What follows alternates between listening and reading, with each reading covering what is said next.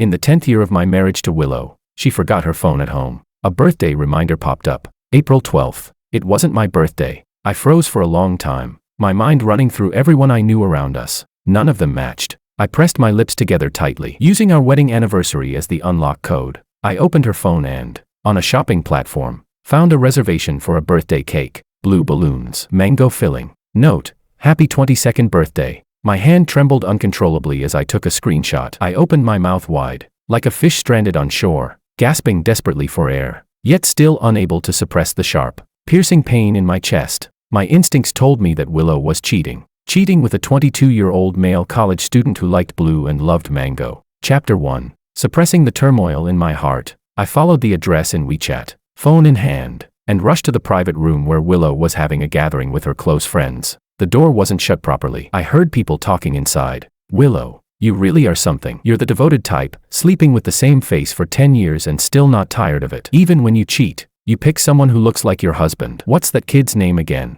Makoto. Willow's best friend, and one of the bridesmaids at our wedding, Maria, was sprawled in the arms of a male model, laughing wildly. Another friend, Sophia, my junior from the same academic program, chimed in drunkenly. When are you bringing him out so we can meet him? Let us touch him too. In the center of the room, Willow leaned back against the sofa. Her black spaghetti-strap dress hung loosely at the neckline. Her long legs crossed naturally. She snapped, cut it out, and slammed her wine glass heavily onto the table. Makoto is clean. He's not like you. The room fell silent for a moment. Then Maria's voice sounded again, this time more serious. Willow, are you serious about this? She sat up straight, her gaze heavy. We usually fool around for fun, but don't really cross the line. Don't actually do something that wrongs your husband. You've been married for 10 years, he's never wronged you. Willow lowered her head. When she spoke, her voice was thick with restrained emotion. I know. I love George very much. I can't leave him in this lifetime. But sometimes I can't help thinking, 10 years of marriage, I've touched every inch of his body countless times. Honestly, it's gotten a bit boring. Makoto is different. He looks like him. His personality is gentle. And Willow paused. He's very young. Being with him feels like going back 10 years. Back to that first love feeling. I really can't control myself. The air fell silent again. At some point, even the music had stopped. I stood outside the door, feeling as if all the blood in my body had frozen. I remembered the year Willow confessed to me. How nervous she was, her hands and feet trembling. I remembered the day I proposed. How she couldn't even hold the ring steady, crying until the tip of her nose turned red. And this morning, when I was sprawled on the bed, refusing to get up, Willow had walked around behind me and kissed my shoulder blades. She had said, I really miss the days when we were in our first love. And the way she chose to relive that feeling was by finding a young man who looked just like me, and sleeping with him. My eyes burned painfully, yet not a single tear fell. As I struggled to suppress the dense, needle-like pain in my chest, I heard Maria's voice again inside the room, furious and disappointed. Aren't you afraid your husband will find out, with his personality, if he ever knows the truth? Even if you died right in front of him, he'd never turn back. Willow froze for a moment before replying. Then just never let him find out. Clang. The sound of a heart shattering. I stiffly raised a hand to my cheek. All I felt was a bone-deep chill. Maria kicked the table angrily, grabbed her coat, and stood up. Willow, you're really asking for it, George? Maria pulled the door open and met my bloodshot eyes. She instantly started stammering. On the sofa, Willow's face drained of all color. Chapter 2. When did you get here? Willow stood up nervously, her eyes fixed on my face, afraid she might see something she didn't want to see in my expression. Fortunately, after only a brief pause, I calmly explained, I just got here. You forgot your phone at home. I smiled lightly and walked over to sit beside Willow. What were you all talking about? Mind if I join? The tense atmosphere instantly dissipated. Sophia was the first to smile and greet me. Of course, George. What would you like to eat? I'll have someone bring it right away. Maria also snapped out of her panic and nodded stiffly. Yeah, we weren't talking about anything. Sit down, brother-in-law. My gaze swept over their faces one by one, and a cold wind rose in my chest. When did they start helping Willow lie to me?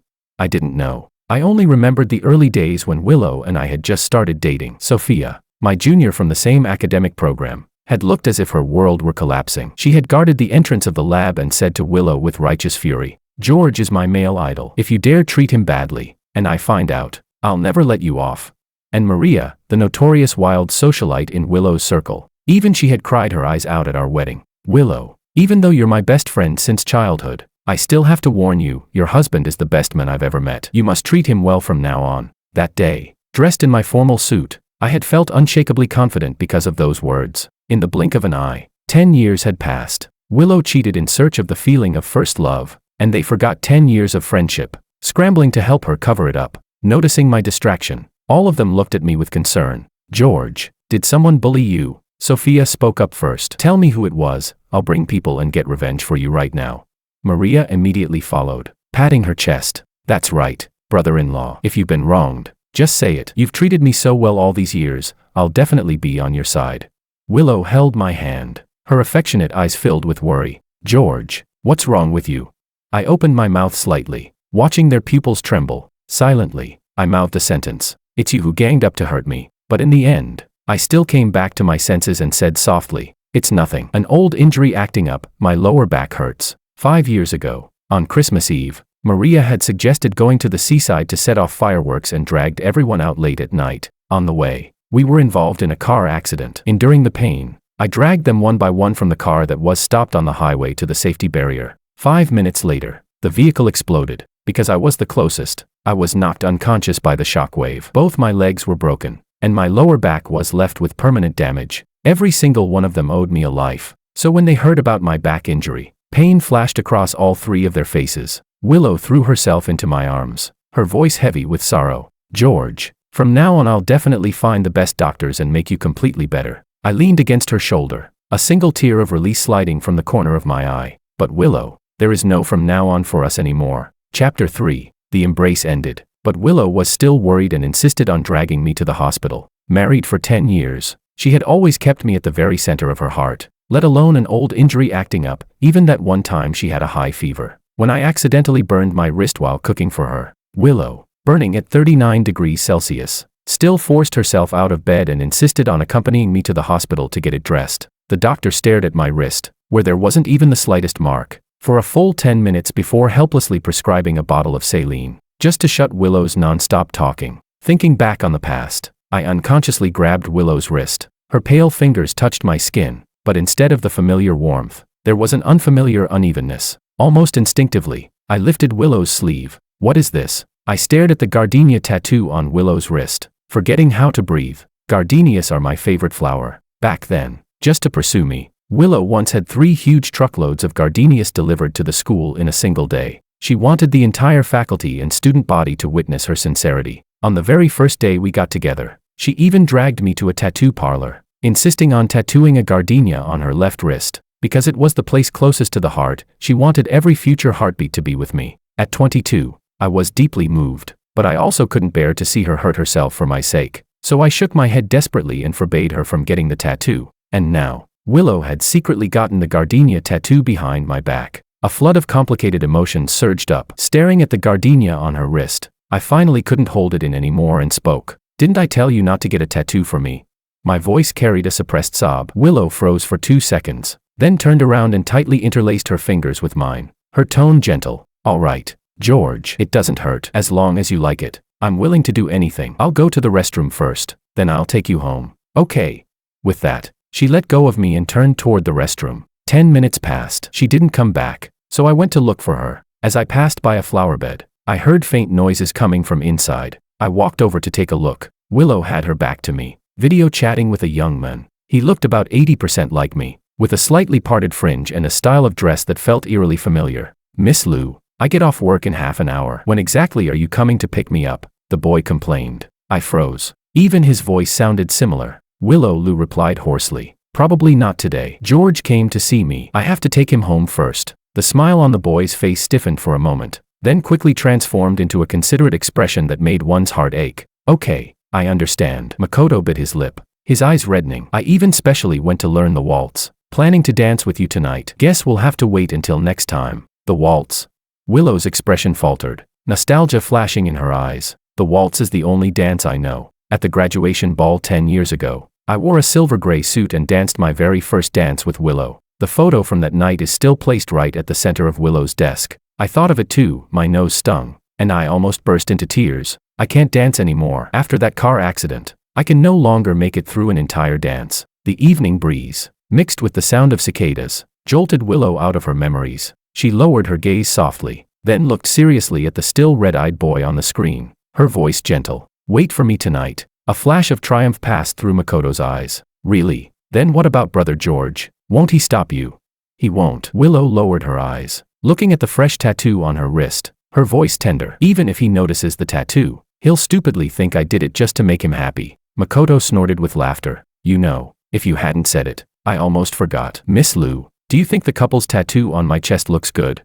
He puffed out his chest and tugged down his collar. On his skin was an identical gardenia. It looks great, Willow said, obsession flashing through her eyes. Exactly like how I imagined it. I stood behind her, pain tearing through my chest. I remembered the confession gift Willow gave me when I was 22, a hand-drawn sketch. In it, 22-year-old me stood under the sunlight in a white shirt, a gardenia blooming over my chest. That day, holding the sketch, she was so nervous her hands and feet trembled. George, I like you more than anyone else in the world. Be with me. I remembered the proposal at 23. Gardenias covered the entire terrace, and Willow was so nervous that she said, let's get married, as, let's get happily married, in a flustered jumble. And then, at 24, our wedding. Holding my hand, Willow made a solemn vow. I, Willow, hereby swear that I will have only one husband in my lifetime, George. I will love him, respect him, and never lie to him. She lied. She deceived me. It felt as if my heart had been torn in two. My hands trembled uncontrollably.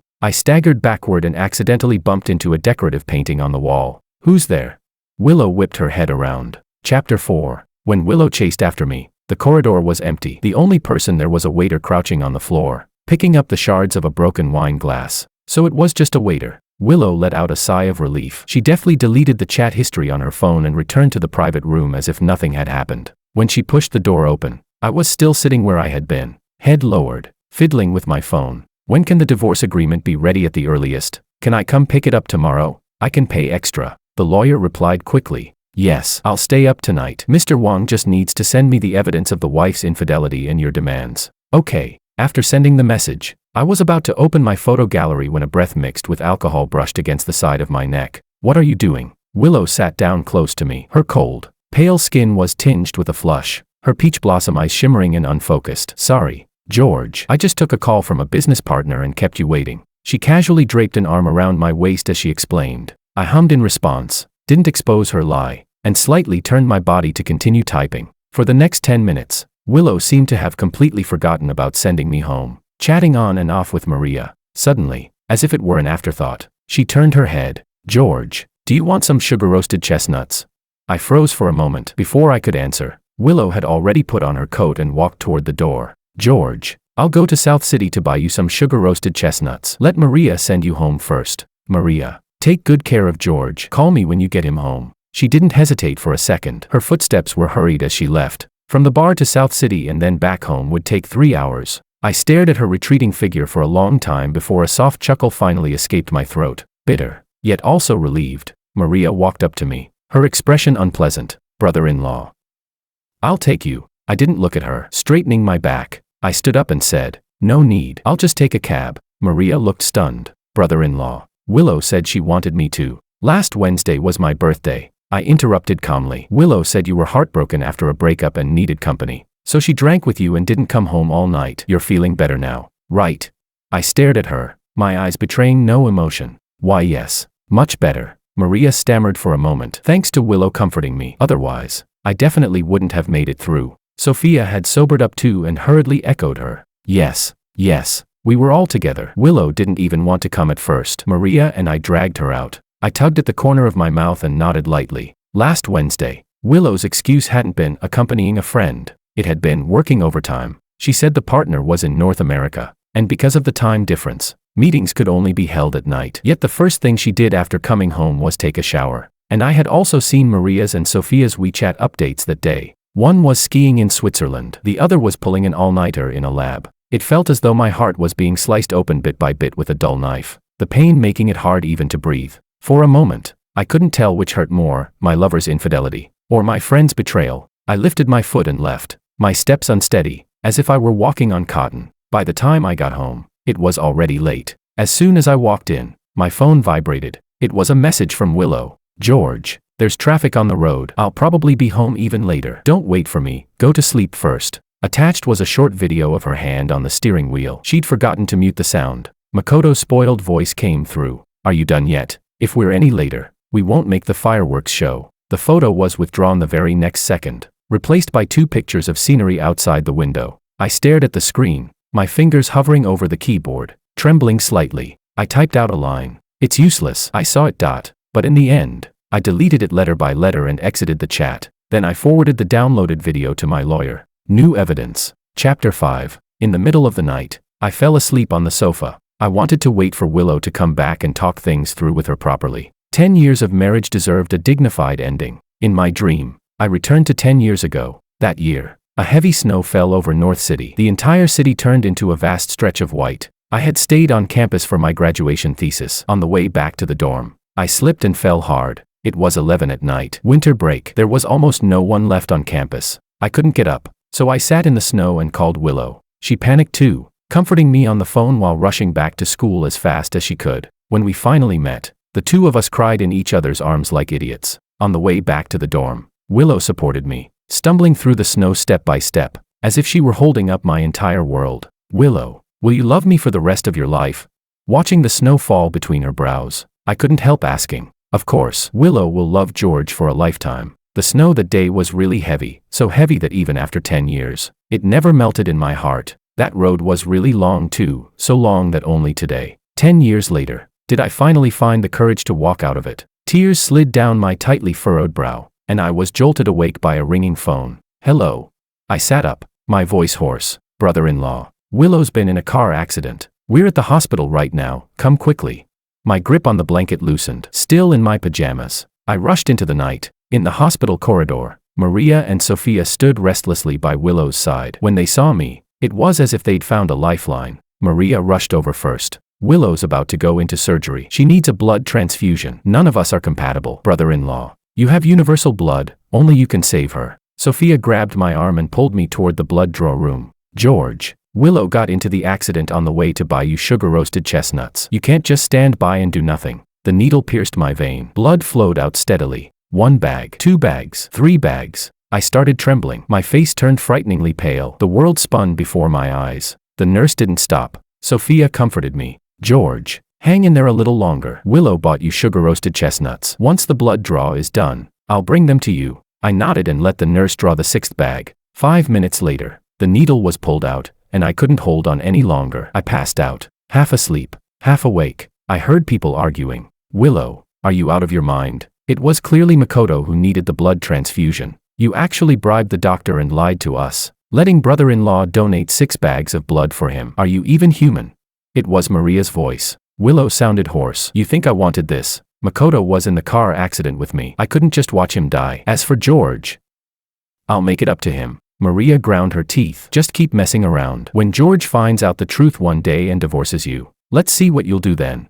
Willow suddenly tightened her grip on my hand. I could feel her trembling. Maria noticed too. She collapsed onto the sofa, clutching her head, her voice filled with an indescribable exhaustion. Willow, what do you even like about that man?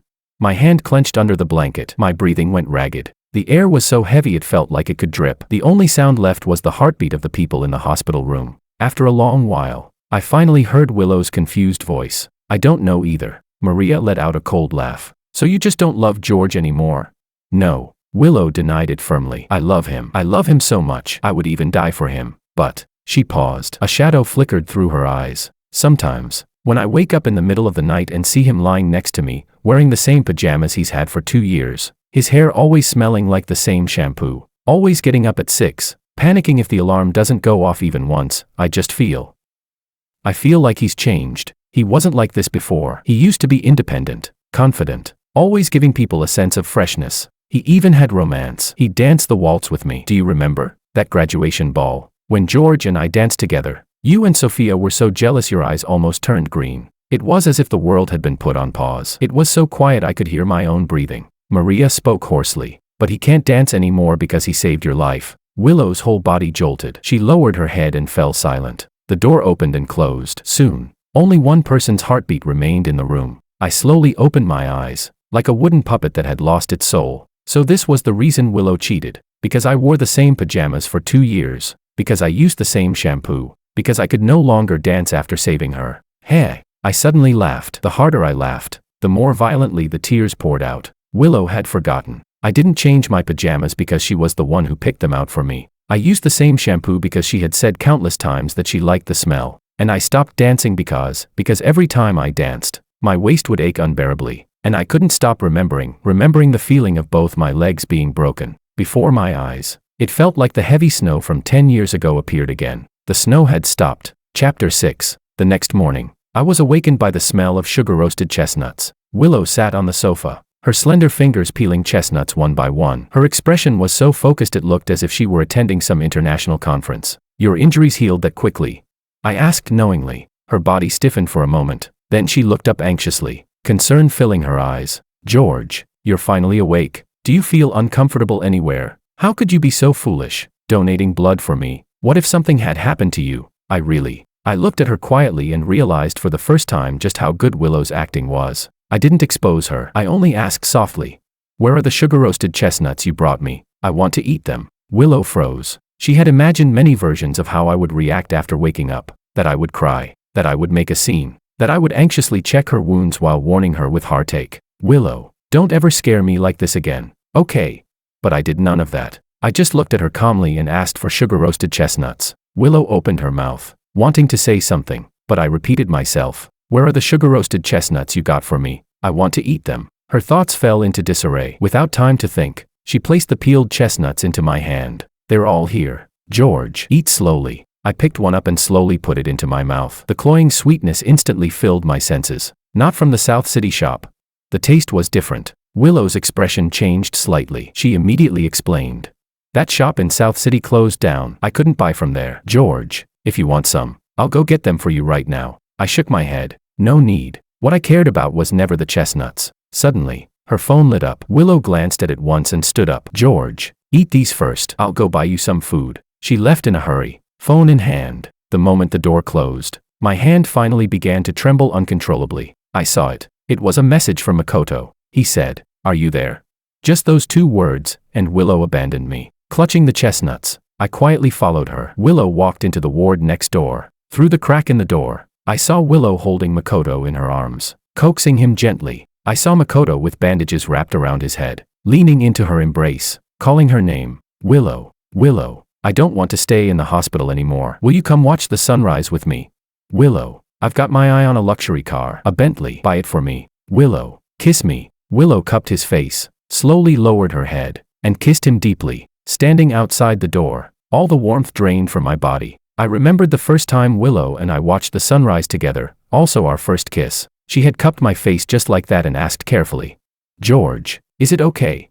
I nodded, blushing, and she stood on tiptoe to kiss me. At the moment our lips met, we both believed we would grow old together. I remembered our wedding, the part where the bride and groom kissed. Willow wrapped her arms around my neck, kissing me through tears. "George, I'm so happy I could die." She didn't know that I was just as happy enough to die. Then suddenly, I noticed the food bag by Makoto's hospital bed. Sugar-roasted chestnuts from that South City shop. The first time we ate them, Willow and I were 23. Willow had made a bet with me. "George, our love will definitely last 10 times longer than this shop." Not wanting to jinx the store, I snorted and said, "What if it's a century-old shop? Even if we're together for a lifetime, we still wouldn't beat it. Then if I lose, I'll agree to one thing unconditionally." 22-year-old me didn't think much of it. Smiling, I held out my hand. "Deal." Pinky swear. Pinky swear.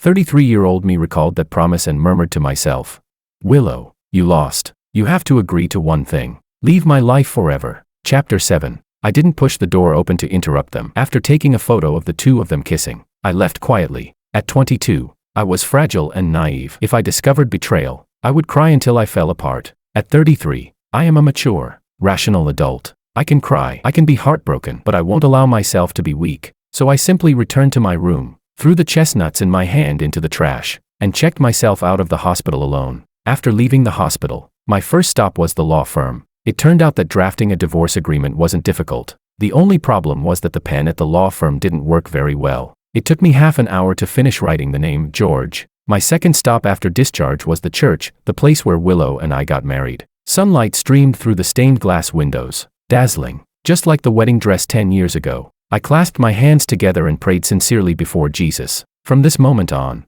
George and Willow will never walk the same path again. The third stop was the riverbank, where Willow had proposed to me. On the photo wall of the terrace, our wedding photo was still hanging at the very top. I dragged over a chair, stepped up, and tore the photo down. The fragments fell into the water and were swept away by the river in less than 3 seconds. I took out my phone and hung up Willow's 38th call. WeChat had long since exploded. Messages of concern from Maria and Sophia had piled up to more than 100. They were all asking where I had gone, why I wasn't replying, whether I knew that Willow, despite her injuries not being healed yet, was insisting on leaving the hospital to look for me. I replied with only one message. I asked Maria, "Is Willow really seriously injured?"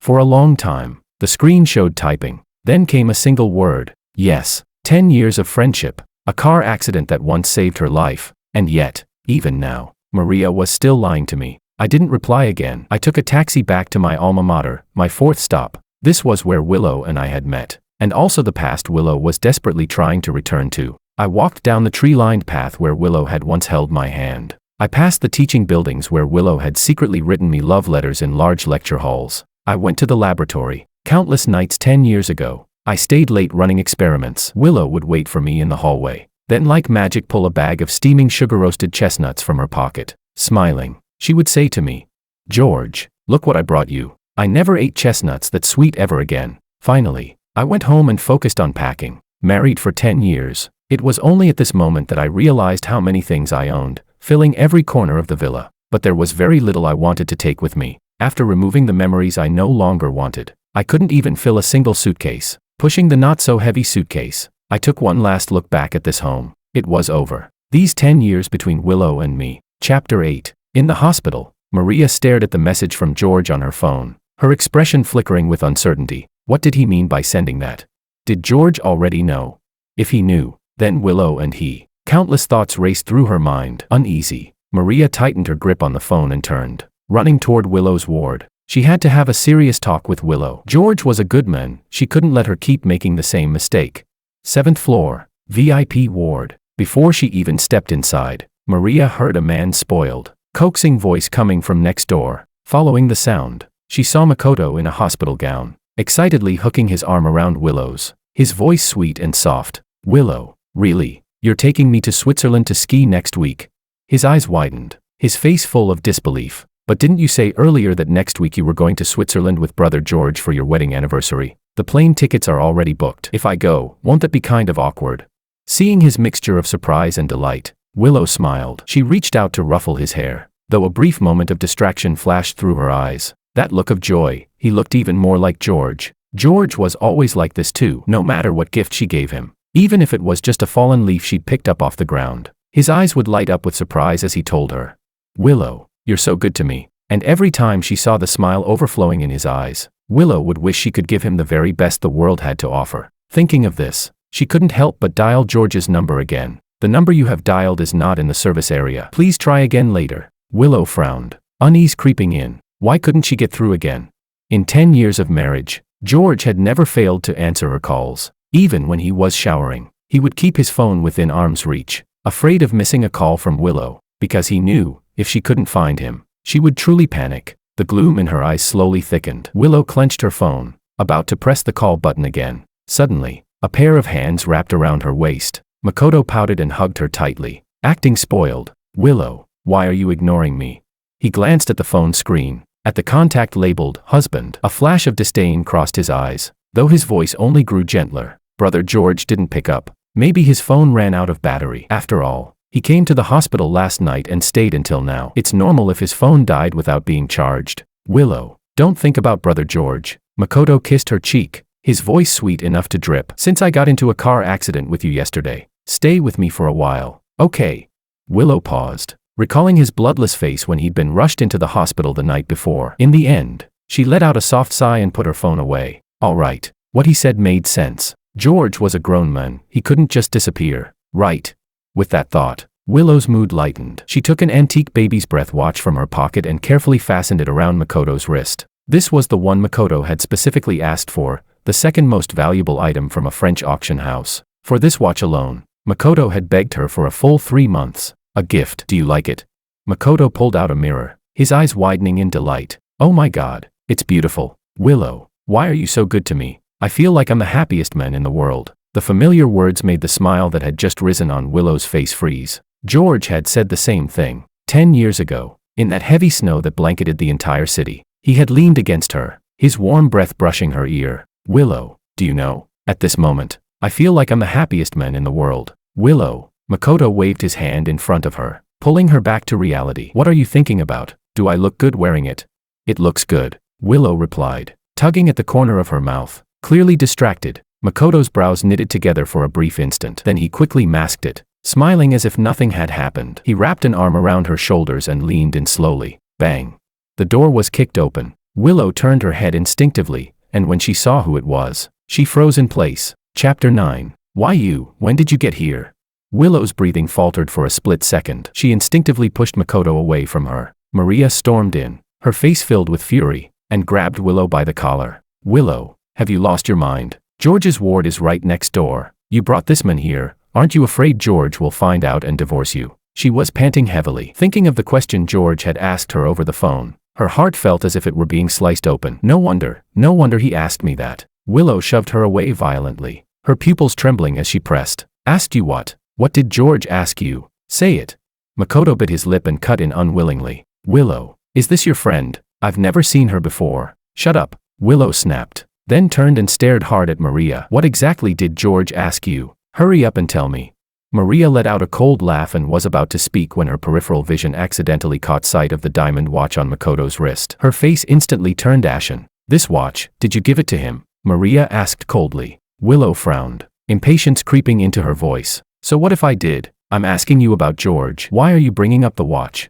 Makoto puffed out his chest proudly. Willow specially bid for it in France for me. Doesn't it look good? It does, Maria said through clenched teeth, her voice icy beyond measure. But Willow, did you forget? This is the watch George likes. He's always said he wanted to buy it as his own birthday gift. Just last week, he finally got news that it was going up for auction and asked me to go to France to buy it for him. In the end, it was bought out by a mysterious bidder, and that person was you. Willow froze. Her mind suddenly replayed the night she went on a business trip to France while George was helping her pack. He had hesitantly asked her, Willow, will you be busy in France? There's an auction there, could you maybe? That was when she had just agreed to buy the watch for Makoto. Hearing the word auction, she reacted instinctively. What auction? I don't have time. George paused, then said nothing more, smiling as he saw her off, and the moment she landed in France, the first place she went was the auction house, to bid on that watch for Makoto. Willow sucked in a sharp breath and turned to look at Makoto. Take it off. He froze, hiding his hand behind his back. What? Willow, don't joke around. You just gave this to me. He bit his lip and deliberately let the loose strands of hair fall over his forehead.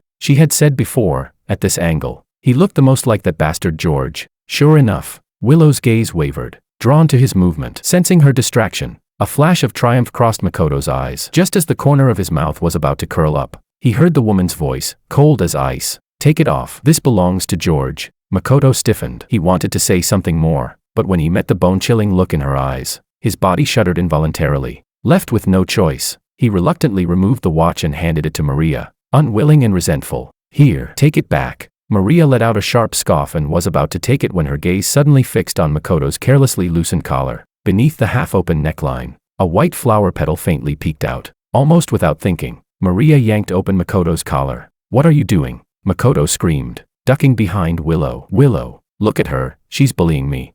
Willow's brows knit tightly, her gaze turning cold. Maria, have you lost your mind? Makoto is my man. Maria didn't hear a word. All she could think about was the tattoo she had glimpsed just now, emotions flickering violently in her eyes. As the witness to Willow and George's entire relationship, no one understood better than her what a gardenia symbolized. And yet Willow actually dared to. Abruptly, she remembered what George had asked her and Sophia the night before. Last Wednesday was my birthday. Willow said you were heartbroken after a breakup and needed company. So she drank with you and didn't come home all night. You're feeling better now, right?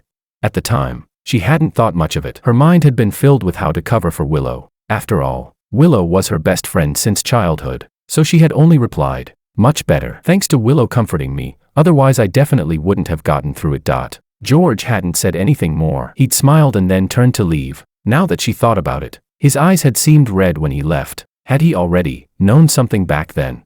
Maria sucked in a sharp breath and shifted her gaze to Willow's face, her lips trembling. Willow. Brother-in-law seems to know that you She didn't get to finish. Makoto suddenly cried out in pain, clutching his abdomen as his body shook violently. Willow, my stomach hurt so badly, did my wound split open again? Willow didn't have time to think. She immediately supported him onto the bed and pressed the call button. Whatever you have to say can wait. This is a matter of life and death. You go out first. Maria froze, looking at Makoto's clumsy acting. Rage surged up inside her. Willow, can't you tell? He's obviously pretending. It hurts. Willow, am I going to die? Makoto interrupted again, crystal clear tears spilling down his face. For a fleeting moment, Willow thought she saw George from 5 years ago. When he had been rushed to the hospital, he had lain on the bed just like this, tears pouring uncontrollably as he kept repeating, "It hurts. It hurts so much." The two similar faces seemed to overlap in that instant. Willow's eyes reddened abruptly. Doctors and nurses arrived quickly, crowding in and pushing Maria out of the ward. Unwilling, she craned her neck and shouted, trying to pull Willow's attention back. What she got in return was Willow's impatient roar. "Maria, this is about saving a life. Have you had enough? If you still consider me your best friend, then get out and stop interfering with the doctors saving Makoto." Bang. The ward door slammed shut. Maria stared at the door that had almost hit her in the face, emotions churning in her eyes before finally sinking into a thick, inky darkness. She regretted it. She shouldn't have lied to George for the sake of friendship. From now on, she would no longer take part in any of Willow's relationships. Whether George had found out, whether he would leave, she wouldn't tell Willow another word. Maria took a deep breath, cast one last glance at Willow busy caring for Makoto inside the ward, then turned and strode away without looking back. Chapter 10. On the other side of the world, I bought a ticket for the very last flight of the day and went abroad. Beneath the pristine white snow-capped mountains of Switzerland, I dialed my advisor's number. "Professor, I'm in Switzerland. Do you still want me?" Standing on a foreign street with my suitcase, my voice trembled. 10 years ago, in order to be with Willow, I had turned down my advisor's project invitation and stubbornly stayed in the country to get married. My advisor spoke with frustration and disappointment. "George, among all the students I've taught, you're the most gifted. If you give up your future for marriage, can you really be sure you won't regret it one day?" Back then, I was young and believed true love could overcome anything. So in the face of his advice, I answered with absolute confidence, "Professor, I definitely won't regret it, but now, I regret it." Last Wednesday night, when Willow missed my birthday, I saw a recruitment post from my advisor on WeChat Moments. Their new project had received support from the Swiss government and was officially based in Switzerland. They urgently needed a group of interns with research experience. As if possessed, I saved that recruitment post. After confirming Willow's affair, I dug out that image, followed the phone number and address on it, and booked a flight to Switzerland. 10 years ago, let alone applying as a lab intern, even interviewing for a project leader role wouldn't have scared me. I was good enough. But now, just making this phone call had my hands and feet shaking with nerves. "Professor, although I haven't continued formal research these past 10 years, I've never stopped studying. I carefully read the project you posted on WeChat Moments and wrote several drafts of my own understanding. I know that after so many years away from research, my grasp of many things won't be as strong as others, but I'm willing to learn." My lips were dry. Every word felt like it took all the strength in my body. "Professor, could you give me a chance to interview?" The breathing on the other end grew heavier, followed by what sounded like a long sigh. "Tonight at 7, Ross Restaurant. Bring what you've prepared. Let's meet." My eyes widened, tears shimmering as I spoke excitedly. "Thank you, Professor. I won't be late." After hanging up, my mood finally eased. I took a taxi to the hotel I'd booked in advance and settled in. Meanwhile, back at the hospital in my home country, Makoto had finished his full-body examination and was lying exhausted on the bed, fast asleep. He had made a huge fuss that day, constantly claiming he was in pain. The doctors checked him several times and still found nothing serious. With no other choice, Willow transferred him to another hospital and had him undergo a more thorough examination. The results would be out the next day. By the time she remembered to check her phone, it was already midnight. George still hadn't replied. Staring at the chat window, usually full of messages but now eerily quiet, Willow finally belatedly sensed that something was wrong. She subconsciously sent a message. "George, what are you doing? I miss you. There was a 7-hour time difference between Switzerland and home. Here, it was 5 in the afternoon. I was busy organizing materials for the evening meeting. My phone casually tossed onto the sofa. 10 minutes passed with no reply. Willow frowned, unease creeping in. Asleep. She curled her fingers, hesitated for a moment, then pressed the call button. The ringtone echoed through the hotel room. I frowned, saw Willow's name on the screen, and immediately hung up. I didn't have time to get tangled up with her now. Why did he hang up? Didn't wake up properly? Willow stared at her phone in disbelief. yet instinctively thought maybe he was just sleeping too deeply to bother checking it. After all, he had donated 6 bags of blood yesterday. It was understandable if he slept more heavily. Comforting herself, Willow slipped the phone back into her pocket and walked back to sit on the sofa. The next second, she sprang to her feet, grabbed her keys, and rushed out the door, driving straight home. Chapter 11. Willow returned home. Different from the usual warmth, the very first thing she felt upon stepping inside was cold. Too cold. As if George hadn't come back at all. The thought suddenly popped into her mind. She shook her head and laughed it off. How could that be? George loved her so much. 10 years of marriage, no matter how late she stayed out drinking or socializing. Even if it was 3 in the morning, the living room light was always on when she came home. As if someone were forever waiting for her. Today, the light was off. Willow's gaze dimmed. She deliberately raised her voice. George, honey, I'm home. She went upstairs, her footsteps thudding loudly against the wooden floor.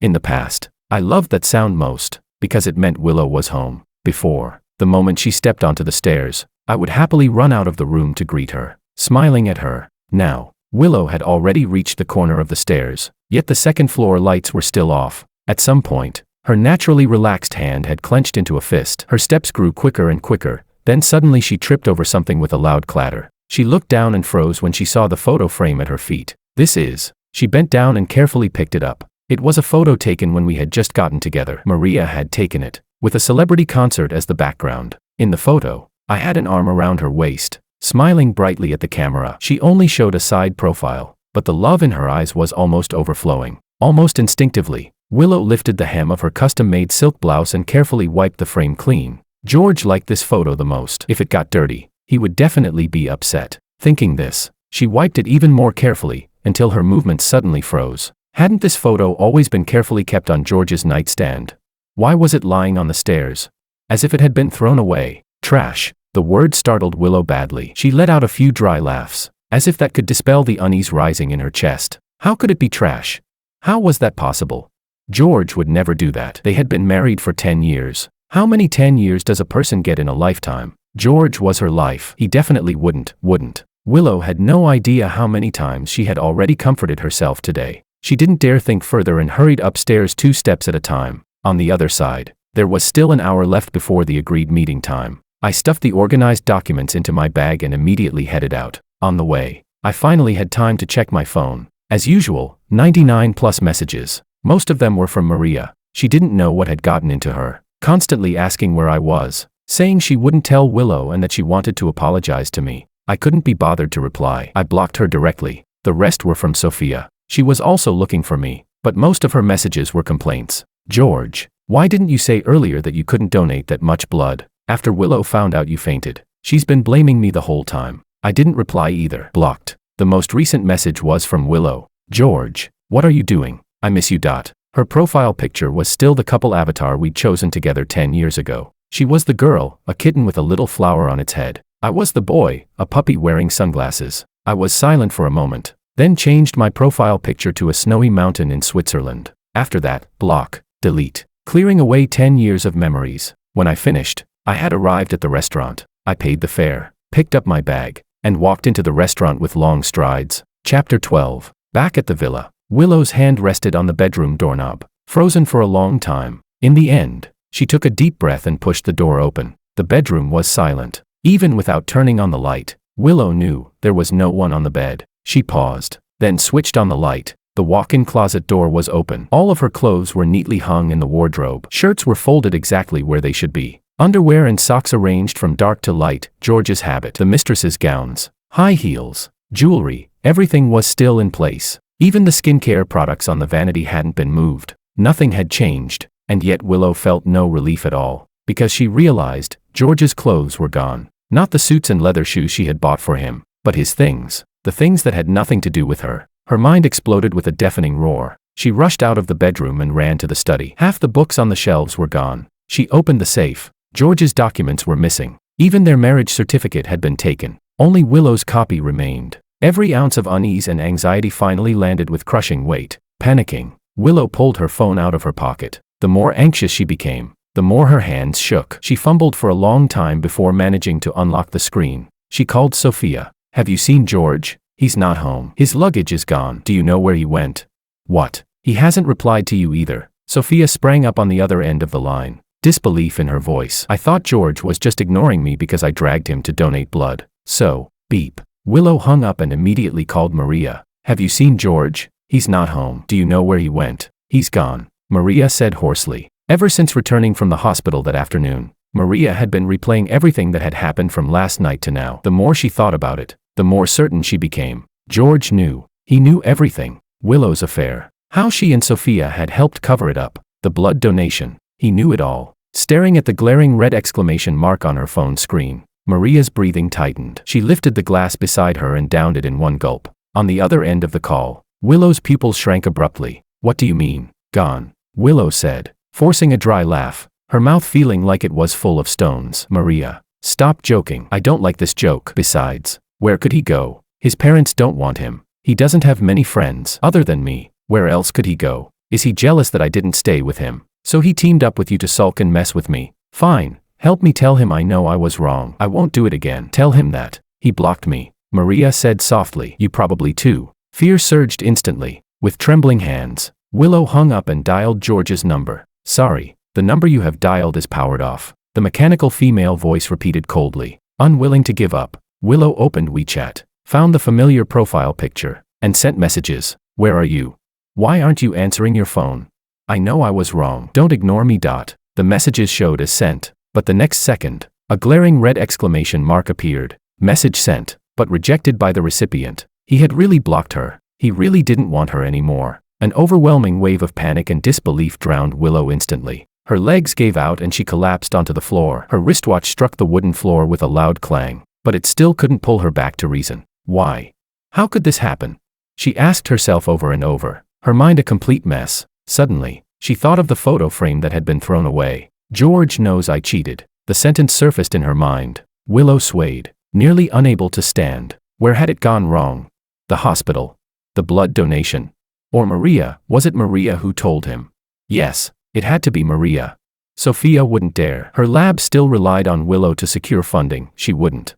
Only Maria. It had to be her. Willow clenched her teeth, her features twisted, hostility surging through her entire body. She scrambled to her feet, gripping her phone tightly, and charged into the night. Chapter 13. Ross Restaurant. The moment I walked in, I collided with a pair of cool, distant eyes. Senior. My former crush, facing the calm, rational woman in front of me. My limbs stiffened for a moment. When I was 7, my parents' relationship fell apart and they divorced amicably. Less than a year later, both of them found new love. I became an unwelcome burden in two families. A ball kicked back and forth. From elementary school to middle school to high school, I lived in boarding schools all the way through. To gain the confidence of independence, I studied like my life depended on it. I was admitted to the best university in the capital and enrolled in the best major. Then, in my sophomore year, I joined my advisor's research group thanks to my outstanding performance, although I was nothing more than an insignificant errand runner at the time. And Anna was the backbone of that research group. She was also my goddess. Unfortunately, in my junior year, she went abroad to study. The feelings I never confessed ended before they ever began. Thinking of that unspoken confession, I pressed my lips together awkwardly. Taking a deep breath, I stepped forward and greeted them calmly. Professor. Senior. Long time no see. Anna nodded, still as aloof as she had been back then. The professor smiled and explained. Anna happened to be visiting me. When she heard you were coming to Switzerland, I specifically invited her as well. You don't mind, do you?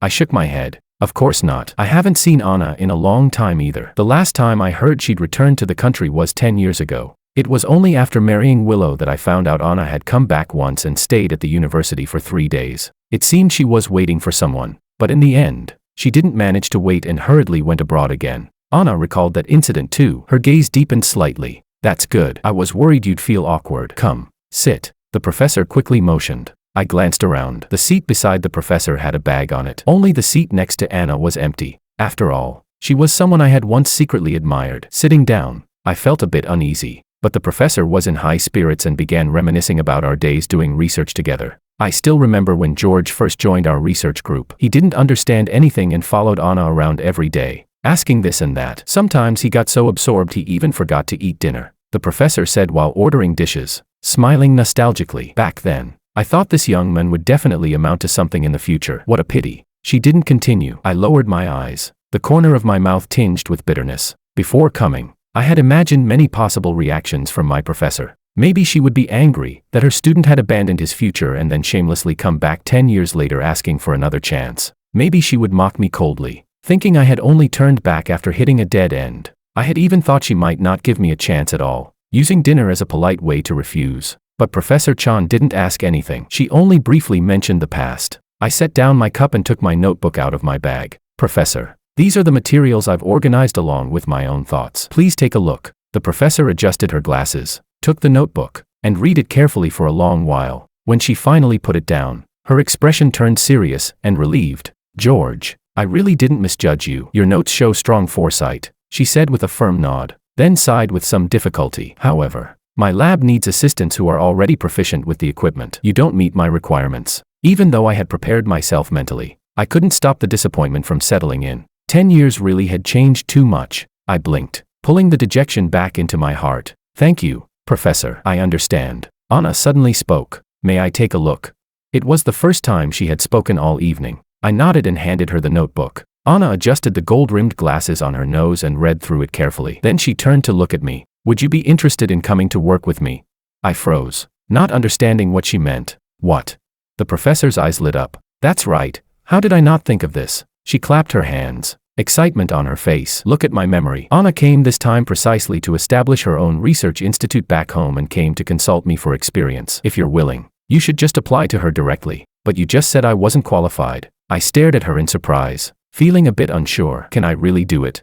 Anna nodded. Her voice was cool, yet carried a reassuring strength. I've read your notes. Your theoretical foundation is solid. You can come and give it a try. I'll give you a probation period. The overwhelming joy nearly drowned me. I shot to my feet, eyes reddening as I bowed deeply. Thank you. Don't worry, I'll work as hard as I can.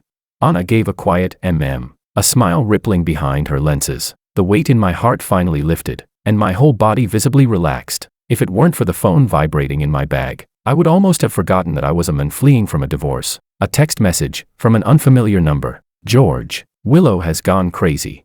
Attached was a photo from the bar last night. Maria was slumped on the sofa, clutching her head, blood streaming down to her neck. Willow stood beside her, her face twisted with rage, gripping a shattered whiskey bottle in her hand. Chapter 14. Half an hour earlier, a black sports car sped through the city streets, the speedometer shooting up to 70. Willow gripped the steering wheel so tightly that her knuckles bulged, her eyes dark and frightening. George, she murmured softly, I won't let anyone affect our relationship. Just wait for me. The car screeched to a stop in front of the bar. Without wasting a second, Willow grabbed her phone and headed straight for the private room where Maria was. She was the bar's real owner behind the scenes, and every gathering was held in this reserved private room. Sure enough, the moment she pushed the door open, she saw whiskey bottles scattered all over the floor. Maria was slumped against the sofa, her eyes glassy with drunkenness, not even lifting her head when Willow entered. You're here? Did you find George? I think this time he really... Bang.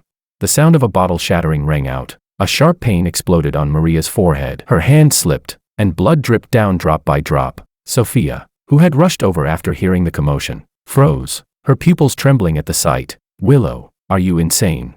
She pushed past the grim-faced woman and tore off tissues to stop Maria's bleeding. Get lost. Maria slapped her hand away, glaring viciously at Willow's emotionless face. What are you two even doing? Sophia still hadn't grasped the situation, her face full of confusion and frustration. Weren't things fine just yesterday? Willow, Maria is our best friend. What are you doing? And Maria, I'm trying to stop the bleeding and you won't let me. Have you lost it too? No one answered her. Willow's grip on the bottle tightened, her knuckles whitening. Why did George leave home? Was it you who told him? About the blood donation, I only told you. Sophia turned her head in confusion. What blood donation? What are you talking about?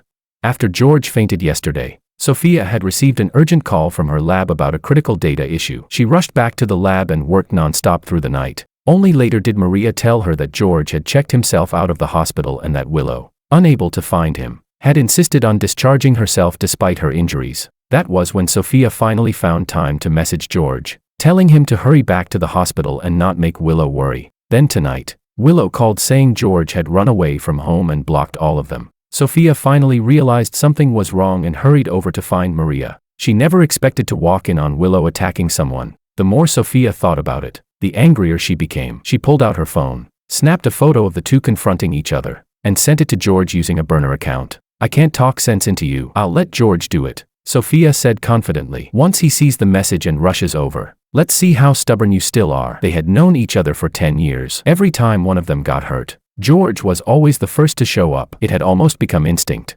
Especially this time, Willow had been the one to strike first. Hearing her words, both Maria and Willow froze. Two pairs of eyes stared fixedly at Sophia's phone, anticipation hidden beneath the tension. Seconds ticked by. Sophia's phone remained silent. The hope in Maria's eyes turned into bitter self-mockery. He won't come back. We've wronged him too badly. Willow pressed her lips together tightly, her eyes bloodshot. What do you mean, wronged him? What are you even talking about? Sophia finally sensed something was seriously off. You mentioned blood donation earlier. What's wrong with it? Didn't George donate blood to save Willow? Heh, Maria let out a cold laugh. Didn't Willow tell you? She bribed the doctor and lied to us. The one who needed the blood wasn't her, it was the men she was cheating with. Maria lowered her hand, revealing the gruesome wound on her forehead. She even arranged for that man to be in the ward next to George's, enjoying the best of both worlds. Isn't that right, Miss Lou? Sophia turned to Willow in disbelief. Is what she said true? Willow stayed silent, an admission. The air froze for 2 seconds. Sophia clenched her fist and slapped Willow hard across the face. George treats you so well, and this is how you repay him. Do you know that last night he thought you were injured, and let the nurses draw a full 6 bags of blood? 6 bags? Do you know what that means? Any more than that and he would have died.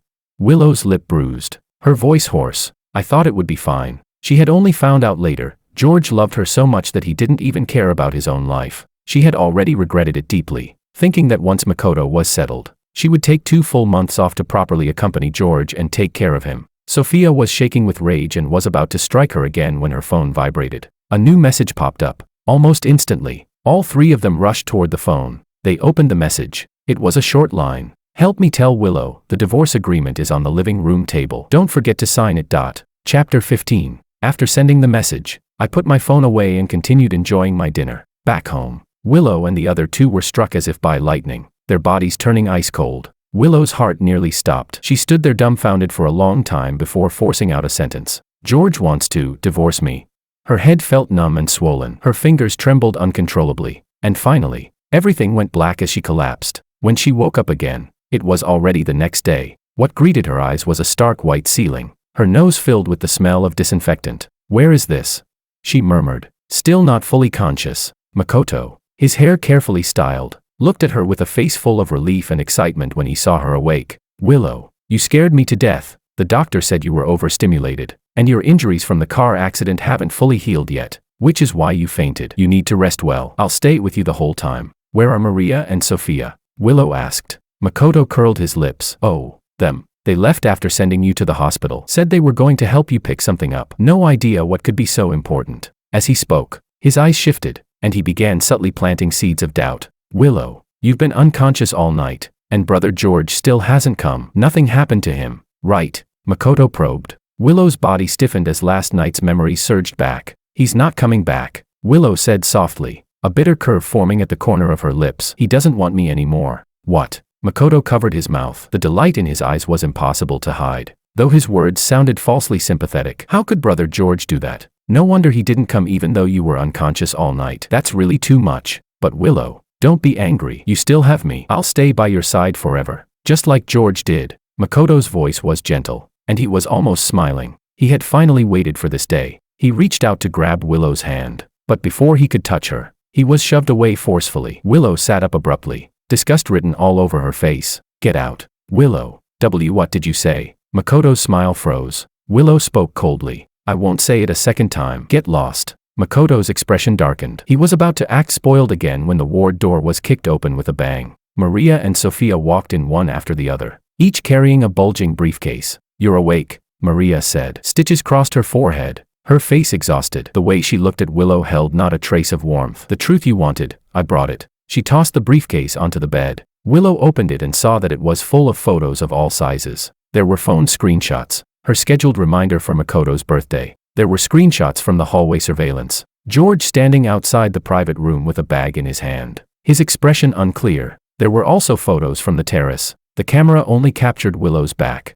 Sophia reached out, about to pull that photo away. This one doesn't seem useful. You don't need to look at it. No. Willow interrupted hoarsely. This one is very useful. That day, I was video chatting with Makoto on the terrace. George saw it. The shadow accidentally caught in the lower left corner was exactly the same as the hem of the coat George had been wearing that day. Everything connected. His awkwardness, his probing questions, and that day in the hospital, when he woke up and looked at her, silent, not arguing, not making a scene. So he had known the truth that early on, only she had smugly believed she was hiding it perfectly. Those clumsy excuses, how much pain must George have felt listening to them?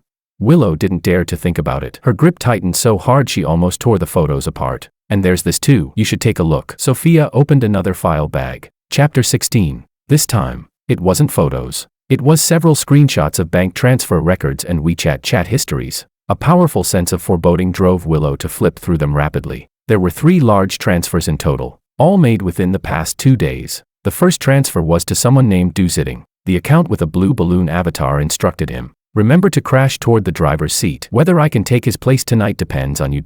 The recipient of the second transfer looked familiar. Makoto reminded him, "Make my injury sound more serious, preferably life-threatening. That way Willow will feel sorry for me." The third transfer was from the night before last. After George had fallen unconscious, Makoto was practically giddy as he sent the message. "Find a way to get Willow to arrange that idiot into a ward on the same floor as me. I refuse to believe he still won't realize his wife is cheating after that." Willow stood frozen in place. In a flash, she recalled the moment of the car accident. Makoto had moved without hesitation, stepping over the passenger seat to block her. At the time, she had felt deeply moved. Now that she thought about it, it was as if he had known all along. He had even unbuckled his seatbelt in advance. And then there was the ward arrangement. The doctor had casually murmured beside her ear, "Mr. Ito's injuries are quite serious. There's a risk of internal bleeding at any time. If Miss Lu can't manage, it's best to arrange the wards closer together." And she really hadn't thought much of it at all. She had arranged for George to stay right next to Makoto, separated by only one wall.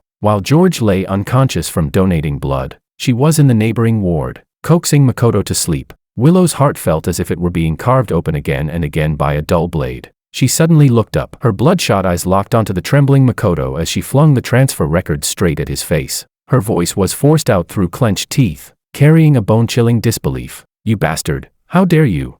Makoto's face turned deathly pale the moment he saw the records. His eyes darted wildly, his lips trembling. Willow, I can explain. I just loved you too much. I only wanted to get your attention." "Bullshit." Willow exploded in rage. She grabbed him by the throat and slammed him hard against the wall. "Makoto, didn't I warn you never to let this get in front of George? You'd better pray that George can forgive me. Otherwise, just for deliberately orchestrating a car accident, I can make you rot in prison for the rest of your life." Makoto's face turned purple. His pupils began to lose focus from lack of oxygen. Like a dying fish. Let go," he struggled, reaching desperately toward Maria and Sophia. "Save me." Sophia turned her gaze away coldly, lowering her head to type on her phone. Maria stood with her hands in her pockets. Only when Makoto started rolling his eyes did she speak, her voice icy. "That's enough. Don't actually kill him." Willow clenched her teeth, her grip tightening even more. Makoto completely broke down. He knew Willow really would kill him. In his panic, he kicked the bedside table. The vase fell and shattered with a sharp crack, drawing the attention of the nurses outside. "What are you doing?" a nurse cried out, rushing in to save him. Willow finally released her grip. She looked down at Makoto, who was sobbing uncontrollably with snot and tears streaming down his face. Her voice was low, carrying a terrifying calm. "I won't let you die. Didn't you use money to bribe doctors and take 6 bags of blood from George? I'll have a doctor issue a diagnosis of mental instability for you. From now on, you'll stay here and donate blood every day. You won't stop until you've paid it all back." No, Miss Lu, I know I was wrong. Please let me go." Makoto dropped to his knees, clutching Willow's pant leg and begging. When that didn't work, he tore open his shirt, exposing his pale chest. "Miss Lu, you said you loved me. You said you liked that I was young and daring. I even got a tattoo for you. Forgive me this once. I'll never compete with Brother George for your affection again. Please." Willow lowered her gaze, as if only now remembering something. A bloodthirsty glint flashed through her eyes. She grabbed Makoto by the hair and dragged him into the bathroom like a dead dog, locking the door behind them. "What are you doing? And no, don't."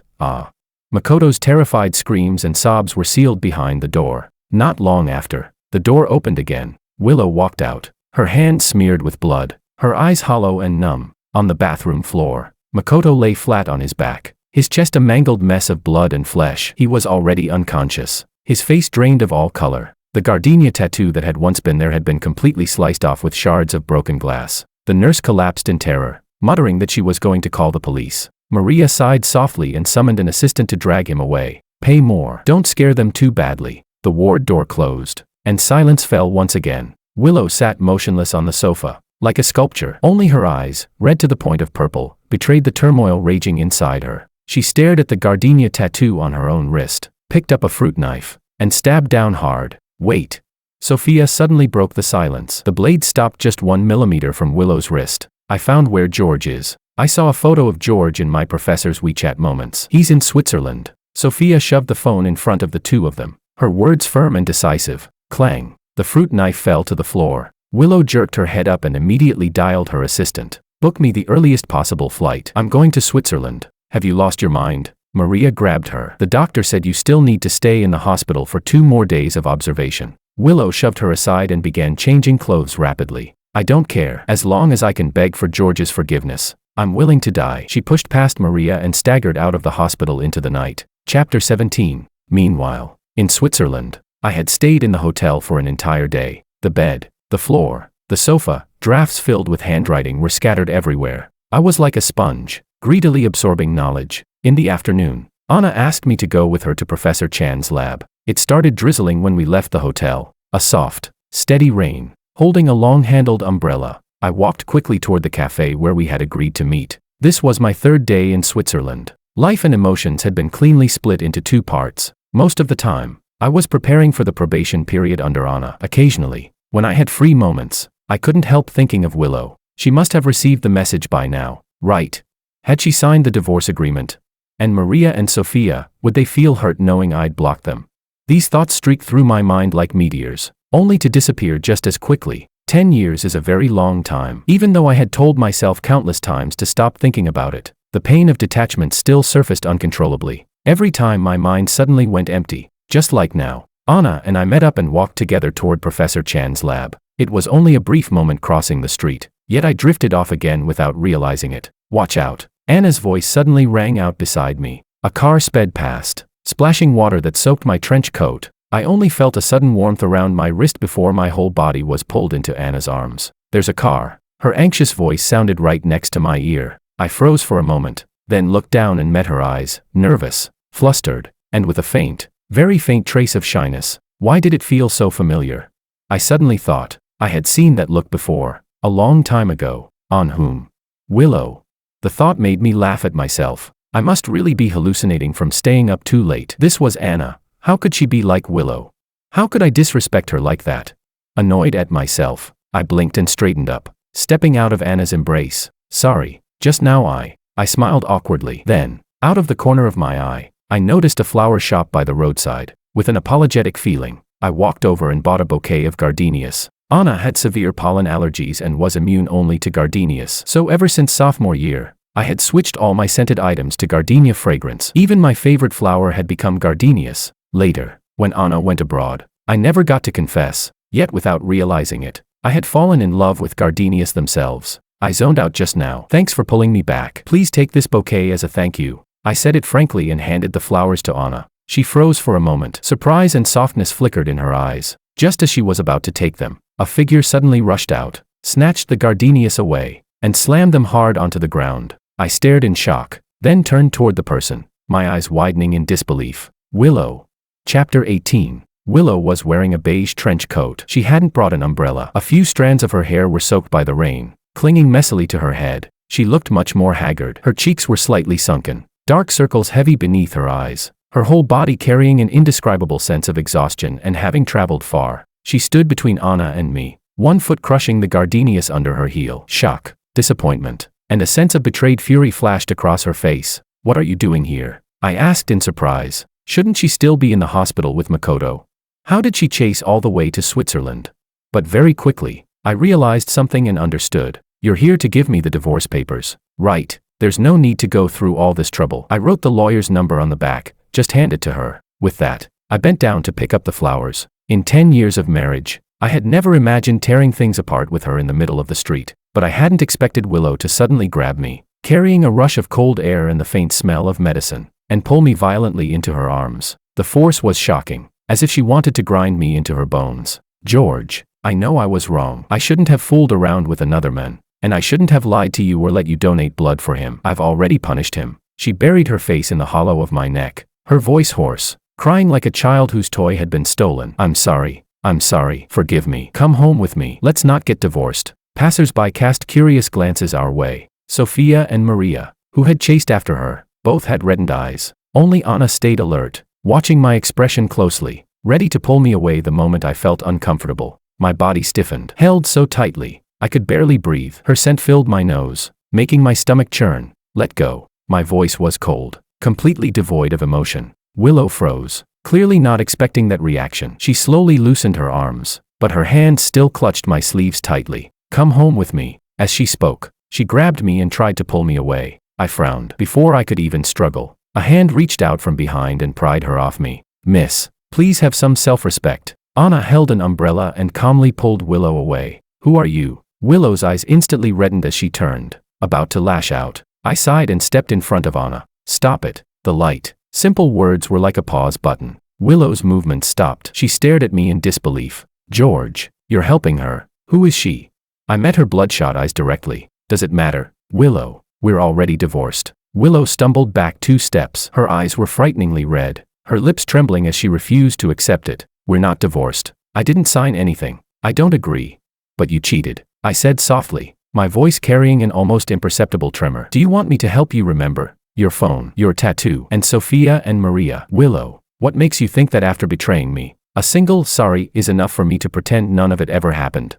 Her lips moved, as if she wanted to say something, but I didn't want to hear it anymore. I turned and motioned for Anna to leave with me. Sophia stepped in front of me. George, Willow is Willow, but if you divorce her, do you really have to block me too?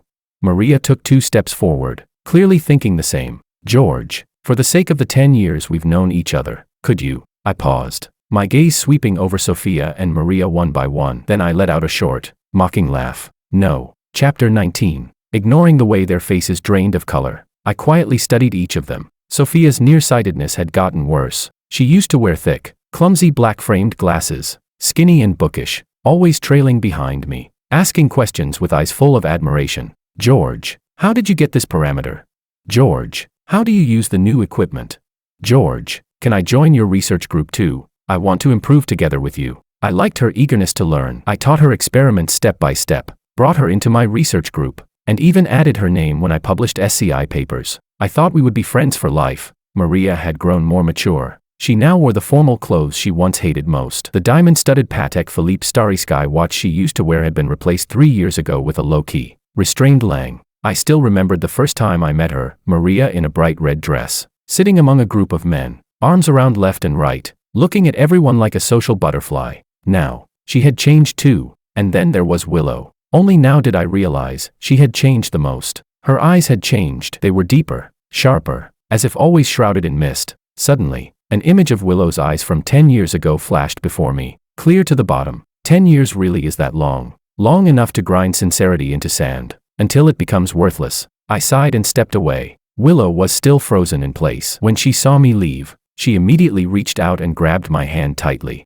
George, her voice was hoarse to the point of fright. Don't go. You like sugar-roasted chestnuts from South City. I'll buy that entire shop right now. You think I work too much and don't have time for you. I'll move my office into the house. You want to travel, Switzerland, Western Europe, Tanzania, wherever you want to go. I'll go with you. As long as. Her eyes were bloodshot, on the verge of tears. As long as you don't abandon me. I placed my hand over hers, applied a little force, and firmly, without hesitation, pulled my hand free. Then I walked away with long strides. Even when I reached the next street corner, I could still feel the pain-filled, unwilling gaze burning into my back. Sorry you had to witness that. Walking side by side with Anna, I apologized. It's fine. Anna shook her head indifferently and turned slightly to shield me from the wind and rain. So that was Willow. Your taste seems a bit questionable. I froze, then laughed out loud. Yeah, very questionable. I sighed softly, my eyes reddening without realizing it. But back when we were together, she really was good to me. I like flowers, so she filled the courtyard of our villa with them. I like sugar-roasted chestnuts from that shop in South City, so no matter the wind or rain, she bought them for me every day. When I was sick and had no appetite, she panicked, canceled an international meeting worth hundreds of millions, and rushed home to make sweet and sour pork ribs for me. And Sophia's lab, it was also invested in by her, and named after me. I smiled as I reminisced, tears falling in large drops, the cold indifference I had forced shattering completely. I asked Anna, do you know what's the funniest part? What is it? The men she cheated with looks 80% like me. She even cheated because she loved me. Don't you think that's ridiculous? I laughed, my smile exaggerated, with not a trace of mirth in my eyes. Anna stopped walking. After hesitating for a moment, she placed her hand gently on my head. I froze. Anna stood on tiptoe slightly and softly rubbed my hair, speaking with quiet tenderness. One last time. Cry for her. My eyelashes trembled. One last time. Chapter 20. In the days that followed, Willow seemed to return to who she had been 10 years ago. She began pursuing me with the same fervor as back then. The first time, she held a huge bouquet of gardenia still in bud, waiting downstairs at my hotel. When I walked out, my gaze swept over her and the white flowers in her arms. My expression didn't change at all. I hailed a cab and left straight away. Willow chased after it, but all she saw was the car's exhaust. She stood there holding the flowers, frozen in place. The 8th time, she somehow got hold of the key to my room. While I was out, she turned my simple hotel room into a fairy tale castle. Flowers, balloons, and a red velvet jewelry box. Inside lay an antique watch, more luxurious and more beautiful than the one she had given Makoto. I pushed the door open, paused for a second, then without hesitation packed my things and booked another hotel. Willow tried to explain. I swept her with a cold glance and spat out a few words. There won't be a next time. The 11th time, she brought Maria and Sophia with her and played my favorite piece, The Blue Danube, outside Professor Chan's research institute, exactly the same as on the day she proposed. When I came out of the lab and saw the scene, I stopped, gestured for Willow to stand up. Then, in their surprised, hopeful gazes, I picked up a chair nearby and smashed it heavily into the piano. The deafening crash drew everyone's attention. I calmly set the chair down and informed Willow, deduct the money from our joint assets. The police were called that day. The place was a complete mess. Willow stared at me blankly, her smile uglier than crying. After that day, Willow disappeared for a long time, until half a month later, when it snowed in Switzerland. On my way back to the hotel from the library, I slipped and fell. My ankle swelled up immediately, and I couldn't get back on my feet for a long time. I took out my phone to call an ambulance, but Willow arrived faster than it did. She had lost a lot of weight. Her trench coat no longer fit and hung loosely on her frame, but she didn't hesitate. Ignoring my refusal, she took off her coat and draped it over me. Then, just like 10 years ago, helped me up, stumbling step by step through the snow. Swiss snow was countless times heavier than the snow back in City A. The streets were unnervingly quiet. I leaned against Willow, from struggling at first, to anger and shouting abuse, to finally going completely still, as if someone had pressed the power off button. Snowflakes gradually settled on both our heads. Neither Willow nor I spoke, quietly sharing the stillness of the moment. When we were almost at the hotel, I suddenly spoke. Willow, stop clinging to me. Willow's steps faltered, but she didn't say anything. And Maria and Sophia, don't let them message me in the middle of the night anymore. It drains my battery. Willow took a deep breath and kept walking. Let's get divorced. Don't let the last bit of good memories we have turn into mud as well. I looked at the snow falling from the sky, my voice so soft it was almost inaudible. Willow choked, and scorching tears dripped onto the back of my hand. Okay, when we finish walking this stretch of road, we'll get divorced. It was over. This snowfall that had lasted 10 years. Chapter 21. Willow returned to the country. Maria and Sophia left with her.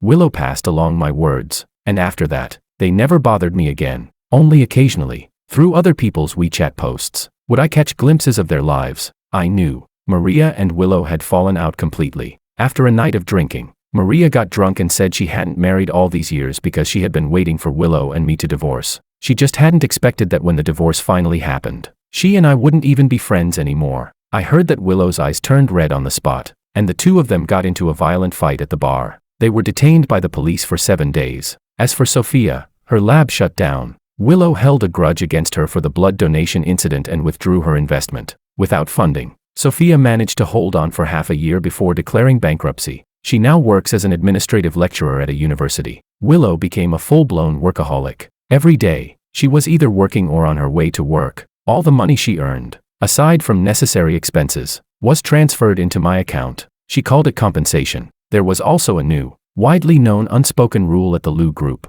Miss Liu is allergic to men. No male employee is allowed to approach Willow within half a step, otherwise, immediate dismissal. My interview passed as well. I officially joined Anna's research institute. Life at the institute was dull but fulfilling, with the professor dropping by from time to time. To my surprise, I found myself even happier than I had been back in university. When we worked overtime, Anna would often invite me to dinner. After it happened enough times, people in the group started joking that we were a perfect match. Every time it came up, I would awkwardly cut them off. afraid Anna might hear. Anna herself didn't react much, either she found it boring, or she tacitly accepted it. A colleague once whispered to me that he had seen it many times. Anna standing behind me, staring at my back, lost in thought. Days flowed by like water. 3 years later, our research finally bore fruit. At the press conference, I spoke on behalf of the Institute, with an even more composed Anna seated beside me. In the audience, Willow, Maria, and Sophia were all there, scattered in 3 different corners. Standing on stage, dazzling flashes went off one after another, blinding me until I couldn't see anything clearly. The only thing I could see clearly was this: